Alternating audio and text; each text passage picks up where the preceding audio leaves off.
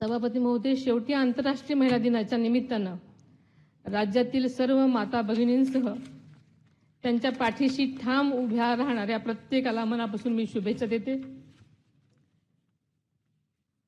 महिलांच्या सक्षमीकरणासाठी महायुती सरकार कटिबद्ध असल्याची ग्वाही देते।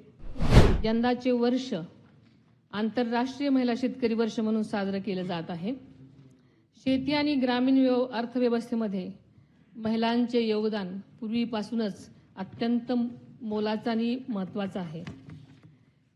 शेतीतील मेहनत, कुटुंबाची जबाबदारी आणि समाजातील भूमिका या तिन्ही स्तरावर महिला कष्टपूर्वक काम करत असतात। 4 दिवसापूर्वीच राज्याचा अर्थसंकल्प माननीय मुख्यमंत्री महोदयांनी विधानसभेमध्ये सादर केला। त्या अर्थसंकल्पामध्ये महिलांच्या सर्वांगीण विकासासाठी आणि सक्षमीकरणासाठी मोठ्या प्रमाणात तरतुदी करण्यात आल्या आहेत। त्याबद्दल मी मनापासून त्यांचे आभार मानते। राज्याचे दिवंगत उपमुख्यमंत्री आदरणीय अजितदादा पवार यांनी सुद्धा महिलांच्या उन्नतीसाठी सातत्यानं काम केलं। संकल्प सादर करण्यासाठी त्यांची जोरदार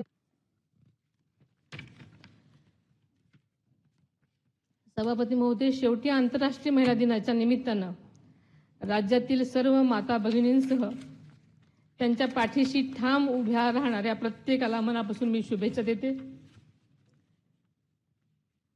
महिलांच्या सक्षमीकरणासाठी महायुती सरकार कटिबद्ध असल्याची ग्वाही देते। माननीय सभापती महोदय, आपल्या ग्रामीण मातीतून आलेल्या कवयित्री बहिणाबाई चौधरी यांनी स्त्रीच्या कष्ट, धैर्य आणि जिद्दीच्या अत्यंत साध्या पण प्रभावी शब्दात वर्णन केले आहे।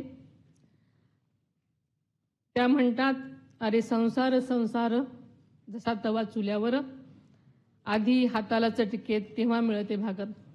आपल्या सगळ्याला हे माहिती आहे, पण त्यांचा अर्थ खूप खोल आणि सखोल आहे।